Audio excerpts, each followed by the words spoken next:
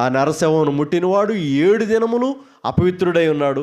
7 దినములు మైలు, 7 దినములు కీడు, 7 దినములు వారిని ఎవరు సమీపించకూడదు, 7 దినములు వారిని ఎవరు అంటుకోకూడదు, 7 దినములు వాళ్ళ ఇంటికి ఎవరు వెళ్ళకూడదు, 7 దినములు వాళ్ళు ఎవరింటికి రాకూడదు. ఇదే మైలు, అపవిత్రత. ఇంకా అర్థం అవ్వాలంటే కీడు.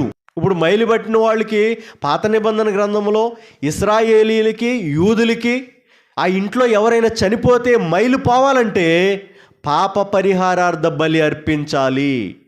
ఆ బలి ఎలాగ అర్పించాలో, ఎంత కష్టమో, ఎంత రిస్కో, వాళ్ళు ఎంత నియమనిష్టలతో బ్రతికారో ప్రారంభ అధ్యాయంలో మనం చదివాము. 19వ అధ్యాయం మొదటి నుంచి చివరి వరకు చదివితే చక్కగా ఉంటుంది.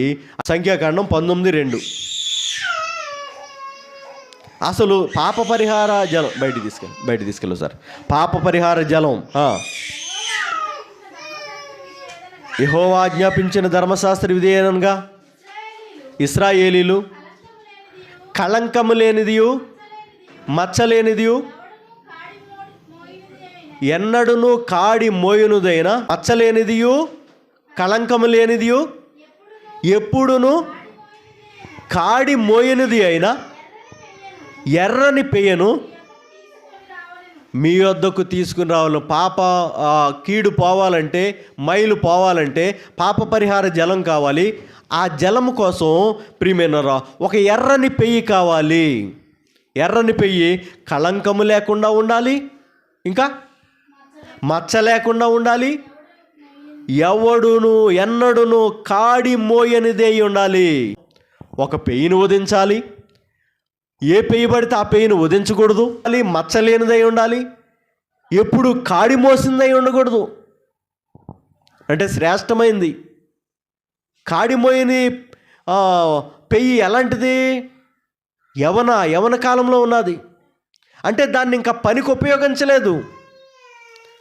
దాని మెడ మీద కాయలు కాయలేదు, నాగలి కట్టలేదు, బండి లాగలేదు. అది అలాంటి పెయ్యిని తీసుకోవాలి, దాన్ని వధించాలి.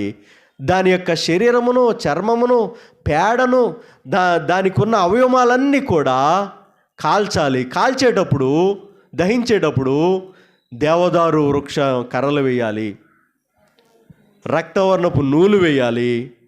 ప్రియమైన వాళ్ళరా, అక్కడ చెప్పబడి హిస్సోపు మొక్క వేయాలి. హిస్సోపుతో నా పాపమును బాగుగా కడుగుమంటాడు కదా దావీదు భక్తుడు. చూడండి, కడగబడటానికి, శుద్ధి చేయబడటానికి, మైలు పోవటానికి, కీడు పోవటానికి, అపవిత్రత పోవడానికి ఈ విధంగా ఒక భస్మాన్ని తయారు చేయాలి. అప్పుడు దాని ద్వారా శుద్ధి చేయబడతాడు, కీడు పోద్ది, మైలు పోద్దని చెప్పి యూదులకి నిత్యమైన కట్టడ.